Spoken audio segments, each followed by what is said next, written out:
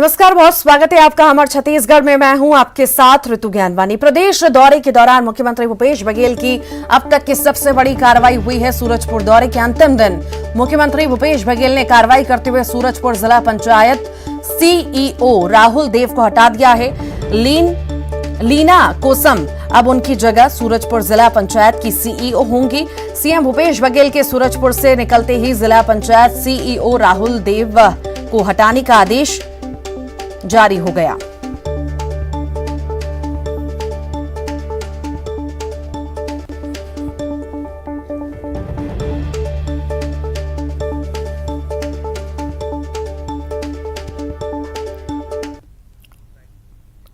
मुख्यमंत्री भूपेश बघेल का सूरजपुर दौरा खत्म हो चुका है। सूरजपुर में पत्रकारों से बात करते हुए सीएम ने कहा कि 2023 में सरगुजा की सभी 14 सीटों पर कांग्रेस जीत हासिल करेगी। बीजेपी प्रदेश प्रभारी के दिव्य दृष्टि वाले बयान पर पलटवार करते हुए सीएम भूपेश बघेल ने कहा कि बीजेपी के गरीब विधायक ब्रजमोहन अग्रवाल, राजेश मूणत जैसे विधायक सबको दें। गोमूत्रों को लेकर सीएम ने कहा कि अधिकारियों की कमेटी बनाई है, उस पर रिसर्च जारी है। गोमूत्र खरीदने के लिए प्लान तैयार किया जा रहा है।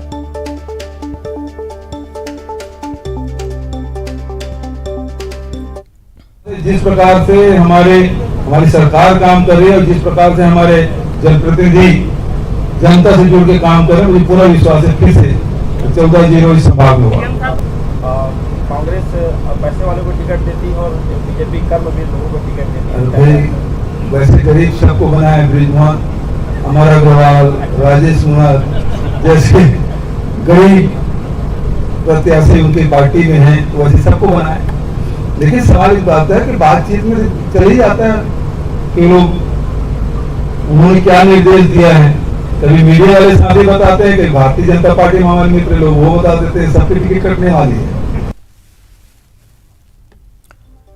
और इसी पर अधिक जानकारी के लिए देवव्रत भगत हमारे साथ लाइव जुड़ गए हैं। देवव्रत, 14 सीटों पर जीत हासिल करने का दावा सीएम भूपेश बघेल ने किया है। जी बिल्कुल, क्योंकि जिस तरह से सरगुजा संभाग का यहाँ पर दौरा मुख्यमंत्री ने किया और उस दौरान वहाँ की ज़मीन एक तरह से देखी है कि किस तरह से जनता का रिस्पांस रहा है और लगातार ताबड़तोड़ कार्रवाई के साथ ही साथ विभिन्न जो योजनाएं हैं उनकी समीक्षा हुई है और वहाँ के लोगों का रिस्पांस जाना गया है। तब उसके बाद मुख्यमंत्री भूपेश बघेल ने ये दावा किया है कि सरगुजा की 14 जो सीटें हैं वो कांग्रेस के खाते में आएंगी। और अभी वर्तमान स्थिति में ये देखने को भी मिल रहा है कि जो सरगुजा और बस्तर से बीजेपी पूरी तरह साफ है और ऐसे में जो विधायक हैं केवल कांग्रेस के ही इस वक्त हैं। और आने वाले दिनों में अब क्योंकि 2023 में चुनाव है, लिहाजा विधायकों की परफॉर्मेंस भी देखनी है और तमाम चीज़ों का आकलन करने के बाद मुख्यमंत्री का ये बयान आया है कि जो सरगुजा की सीटें होंगी वो कांग्रेस के ही खाते में जाएंगी। रही बात बीजेपी पर तंज कसने की, तो ये भी सामने आ रहा है कि एक तरह से एक जो बयान सामने आया था जिसमें ये कहा गया था कि जो कांग्रेस है वो अमीर विधायकों को टिकट देती है, जिस पर मुख्यमंत्री ने तंज भी कसा है और उन्होंने कहा कि जो ब्रजमोहन अग्रवाल हैं, राजेश मूणत हैं और इसके अलावा अमर अग्रवाल हैं, इन नेताओं के नाम लगातार बने रहिए। ब्रजमोहन अग्रवाल जी पूर्व मंत्री हैं, हमारे साथ जुड़ गए हैं। ब्रजमोहन अग्रवाल जी, बहुत बहुत स्वागत है आपका न्यूज़ 18 एमपीसीजी में। कांग्रेस तो आश्वस्त है जीत को लेकर के 2023 के लिए, आखिर बीजेपी की कितनी तैयारी और कितना आश्वस्त है बीजेपी?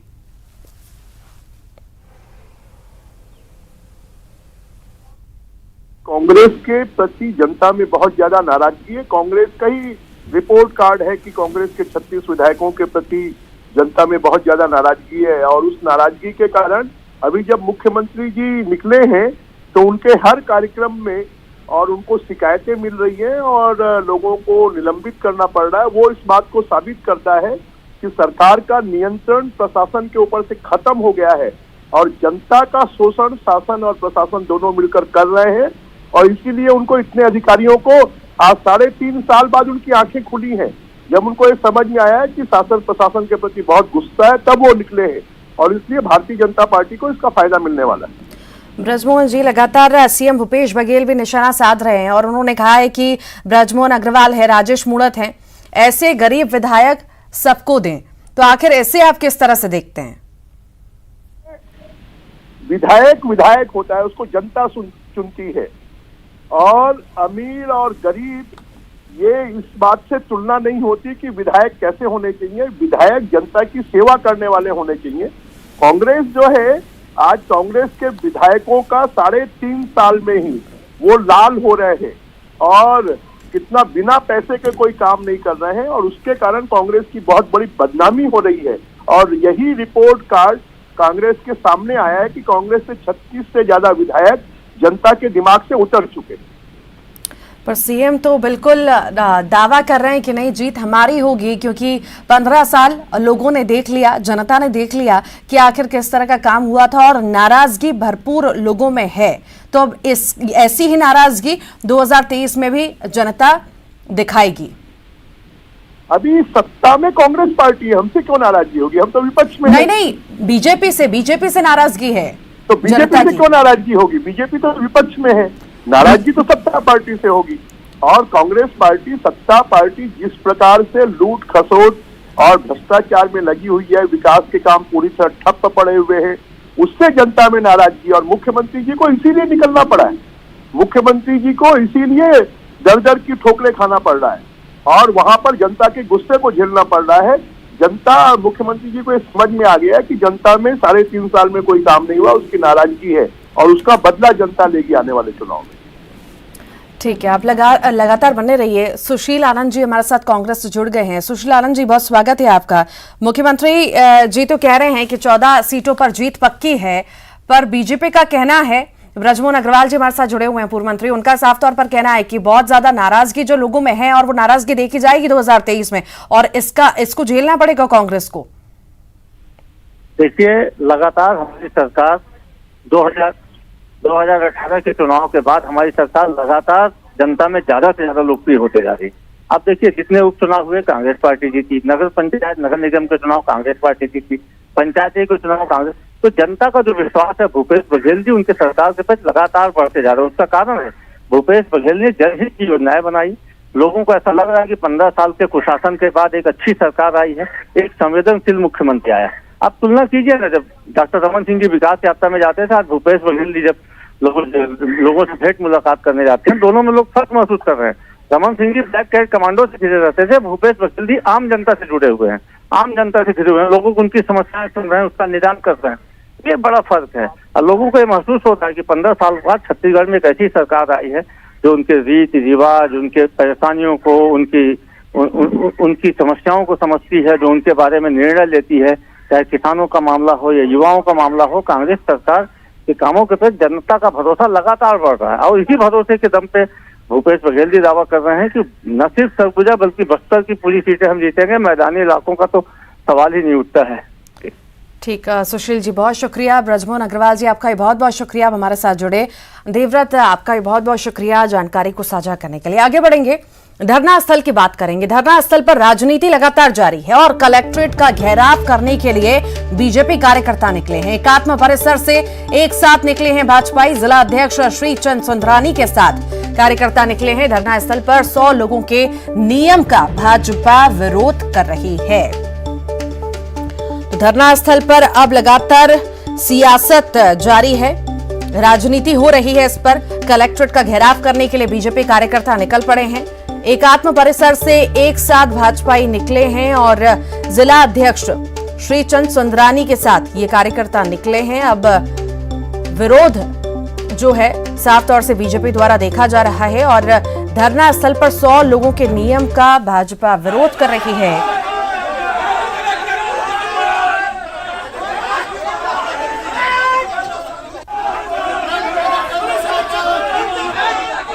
तस्वीरें आपके सामने हैं। धरना स्थल पर अब राजनीति हो रही है। कलेक्ट्रेट के बाद एसपी ऑफिस में अब कार्यकर्ता घुस गए हैं। एसपी कार्यालय के कोच में भाजपा का ये धरना साफ तौर से दिखाई दे रहा है कि जो 100 लोगों की अनुमति दी गई है धरना स्थल पर, उसका विरोध किस तरह से बीजेपी कर रही है, ये तस्वीरों में आपके सामने है।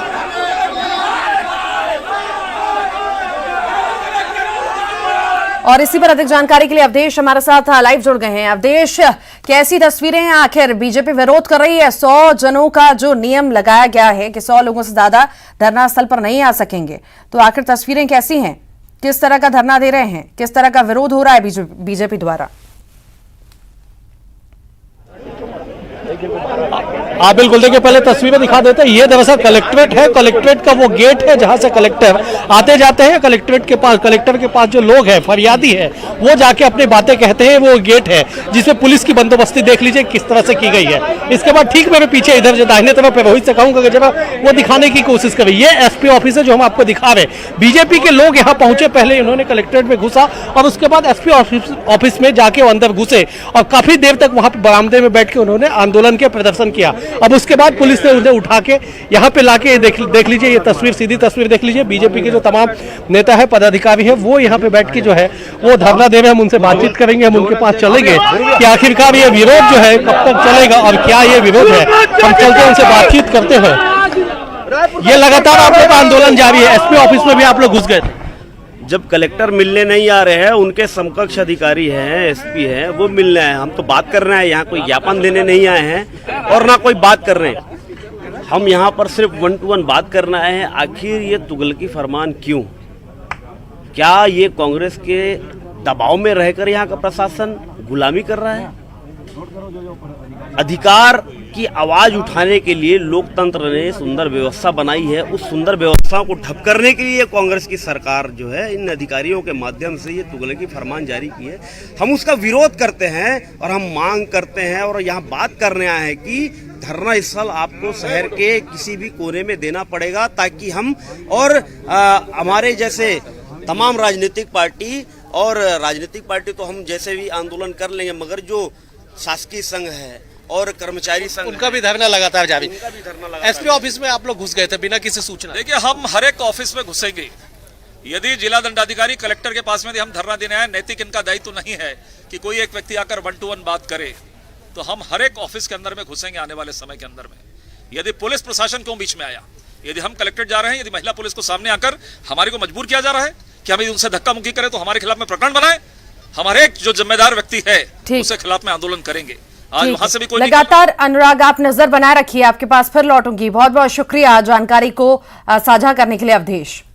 और अब एक और बड़ी खबर है, रायपुर से आज दिल्ली दौरे पर सीएम भूपेश बघेल हैं। दिल्ली में CWC की बड़ी बैठक होगी जिसमें शामिल होंगे चिंतन शिविर के एजेंडा को लेकर दिल्ली में यह बैठक है। उदयपुर में 13 मई से कांग्रेस का चिंतन शिविर शुरू होने जा रहा है और अब सीएम भूपेश बघेल दिल्ली के लिए रवाना हो चुके हैं और दिल्ली में आज कांग्रेस वर्किंग कमेटी की बैठक होने जा रही है। विधानसभा चुनावों पर चर्चा होगी, कई सारे मुद्दे होंगे जिन पर मंथन किया जाएगा। तरह तरह की रणनीतियां जो हैं तैयार की जाएंगी। कांग्रेस की राष्ट्रीय अध्यक्ष सोनिया गांधी ने कांग्रेस वर्किंग कमेटी की यह बैठक बुलाई है। अधिक जानकारी के लिए देवव्रत हमारे साथ जुड़ गए हैं। देवव्रत, कांग्रेस वर्किंग कमेटी की बैठक होने जा रही है और कितनी खास ये बैठक होगी, क्योंकि सूरजपुर का दौरा आधे में छोड़कर सीएम भूपेश बघेल एकदम से दिल्ली चले गए। क्या कुछ खास है आखिर इस बैठक में? जी बिल्कुल, कांग्रेस वर्किंग कमेटी की बैठक है और ये इसलिए खास है क्योंकि 2023 और 24 के चुनावों को लेकर के रणनीति जो तैयार होने वाली है उसके लिए चिंतन शिविर आयोजित किया जाना है। चिंतन शिविर है 13 मई से, जो कि राजस्थान के उदयपुर में है और ऐसे में ठीक चिंतन शिविर में क्या स्थिति होगी और वहां पर किस तरह से रणनीति तैयार की जाएगी, इससे पहले वर्किंग कमेटी की बैठक यहां पर रखी गई है। क्योंकि एक तरह से 2023 और 24 के चुनावों के लिए पहले से रूपरेखा कांग्रेस तैयार करना चाहती है। संगठन में किस तरह के बदलाव होंगे, राज्यों में किस तरह के मुद्दे होंगे, बीजेपी को किस तरह से घेरना है। और क्योंकि आने वाले समय में चुनाव काफ़ी महत्वपूर्ण हो जाते हैं, जब 5 राज्यों के एक साथ चुनाव होंगे, तब इस दौरान चुनावी मैनेजमेंट किस तरह का कांग्रेस का होगा, ये पूरी जो रणनीति है वो इन्हीं बैठकों में तैयार होनी है। CWC की ये बैठक, ये कहा जा सकता है कि चिंतन शिविर से पहले की एक ब्रीफिंग है, एक समीक्षा है कि यहाँ आने वाले दिनों में चिंतन शिविर में वो कौन कौन से मुद्दे रखे जाएंगे जिन पर बातचीत होगी। क्योंकि पॉलिटिकली, राजनीतिक लिहाज से कांग्रेस की ये महत्वपूर्ण बैठक कही जा रही है, क्योंकि इसके बाद कई बदलावों के साथ कांग्रेस जो है वो चुनाव में उतरने वाली है। एक तरह से कांग्रेस के जो रणनीतिकार हैं प्रशांत किशोर, उन्होंने अपनी रणनीति एक कांग्रेस को बनाकर दी है। तो क्या कांग्रेस उस रणनीति के आधार पर चलेगी या किस तरह से रणनीति अपनी तैयार करती है, तो ये पूरी रूपरेखा, ये पूरा खाका तैयार होगा जिसमें 2023 और 24 के लिए एक तरह से ये पूरी रणनीति तैयार की जानी है। और इसलिए मुख्यमंत्री भूपेश बघेल भी गए हैं। छत्तीसगढ़ की किस तरह की रणनीति होगी, और यहाँ पर क्योंकि एक तरह से बम्पर जीत कांग्रेस को हासिल हुई थी 2018 के चुनाव में, आने वाले दिनों में अब किस तरह से कांग्रेस चुनावों में उतरेगी, तो ये देखने वाली बात होगी इस बैठक के बाद। बहुत शुक्रिया देवव्रत जानकारी को साझा करने के लिए। इसी बीच एक और बड़ी खबर, रायपुर से राजधानी में 10 लाख की लूट हुई है। प्रॉपर्टी डीलर के कैशियर से लूट हुई। चूना भट्टी इलाके में लूट की वारदात हुई है। पैसे छीनकर बाइक सवार 3 बदमाश भाग गए हैं। बैग में रखे 10 लाख रुपए लेकर भाग गए। गंज थाना पुलिस मामले की फिलहाल जांच में जुटी हुई है। और इसी पर अधिक जानकारी के लिए युगल हमारे साथ जुड़ गए हैं। युगल, चोरी की बड़ी घटना, लूट की बड़ी घटना सामने आई है, आखिर कैसे ये लूट हो गई, पूरी जानकारी और अभी क्या स्थिति है इस मामले में? जी देखिए, प्रॉपर्टी डीलर है कि कैशियर है, उससे लूट हुई है। चूरा भट्टी इलाके का ये पूरा मामला है। 10 लाख रुपए लेकर के जा रहा था। इससे बाइक सवार 3 लोग आए और अचानक बैग जो छीन कर गए हैं वो फरार हो गए हैं। गंज पुलिस पूरे मामले पर जो जांच कर रही है, और जिस तरह से लुटेरे जो थे उन्होंने 10 लाख रुपए की लूट की है, उसे ये साफ लगता है कि पहले उसने रेकी की है, उसके बाद इस लूट की घटना को अंजाम दिया है। पूरे मामले की जांच गंज पुलिस कर रही है, लेकिन बड़ी बात यही है कि जो आरोपी है अभी उनकी पहचान है वो नहीं हो पाई है, और जो गंज पुलिस है क्षेत्र के तमाम जो सीसीटीवी फुटेज है उसे खंगाल रही है। जी चलिए, बहुत शुक्रिया जानकारी को साझा करने के लिए युगल।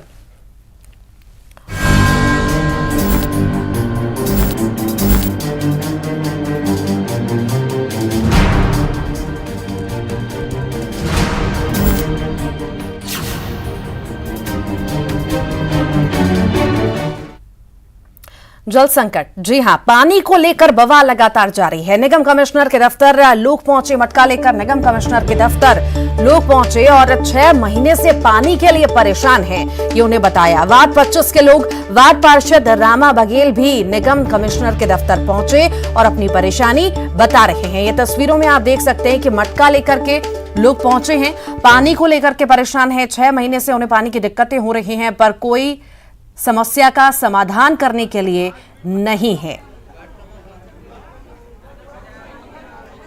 वार्ड पार्षद रामा बघेल भी निगम कमिश्नर के यहां पर पहुंचे हैं। अधिक जानकारी के लिए विनोद कुशवाहा हमारे साथ जुड़ गए हैं। विनोद, पानी का संकट गहराता जा रहा है, लोग लगातार परेशान हो रहे हैं, शिकायतों के बाद भी परेशानियों का हल नहीं निकल रहा। अब तो कमिश्नर के ऑफिस पहुंचे हैं, क्या लगता है हल निकलेगा कुछ? देखिए, हल तो संभावना कम ही लगती है ऋतु, क्योंकि गर्मी आ चुकी है और पीक पर है इस समय मौसम, और ऐसे समय में नगर निगम ये आश्वासन दे कि 10 दिनों में समस्या का निराकरण हो जाएगा, 5 दिन में हो जाएगा। दूसरी बात, भले ही निगम ये दावा कर रहा हो, निगम के लोग ये दावा कर रहे हो कि टैंकर पर्याप्त मात्रा में है, लेकिन टैंकर की हालत इतनी बदतर है कि उसमें प्रदूषित पानी होता है और वार्डवासी उसका पानी लेने से परहेज करते हैं। ऐसे में वैकल्पिक व्यवस्था नगर निगम के पास नहीं है, और यही वजह है कि घड़ा फोड़ करके महिलाओं ने अपना विरोध जताया निगम के दफ्तर में। दूसरी अफसोसजनक बात ये कि शहर के सभी वार्डों की जिम्मेदारी महापौर ऊपर होती है। जब ये बाहर हंगामा चल रहा था उस समय महापौर अपने चैम्बर में मीटिंग ले रहे थे, उन्हें ये फुर्सत ही नहीं थी कि वो वार्डवासियों की समस्या को सुनते, क्योंकि 6 महीने से वार्डवासी पानी की समस्या को लेकर के परेशान है।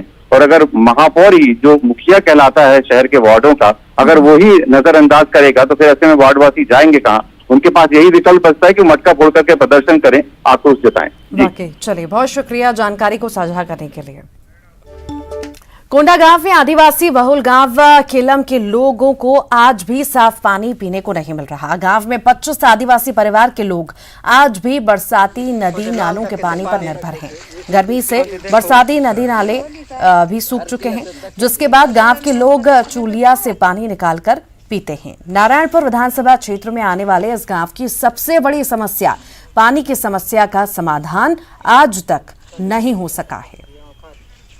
नीचे डंडा है, ये परेशान हो उसे हमके बोले बोले गगरी हो उसे और पानी का जीता होता बोलूं से सरकार मदद करूं दे से कि नहीं पटाए जाले, ये दंड नहीं गरम पानी ऐसा नहीं मेरे से हमके दक माम चो आजा पाड़ फारा में साहब पानी चो विकट डंडा है, ये चो लागून मांग करूं से महाप्रभु तुमके साथ के भी जो आर तो हम चो गाँव ने वो तो राय नल पड़ पारा ने पानी चो मुश्किल आए, बोरी नहीं आए, काई नहीं आए, ये बीच दौड़ गई इलू से और ये लेके के पानी को दाऊ बलू से तकोदाऊ से।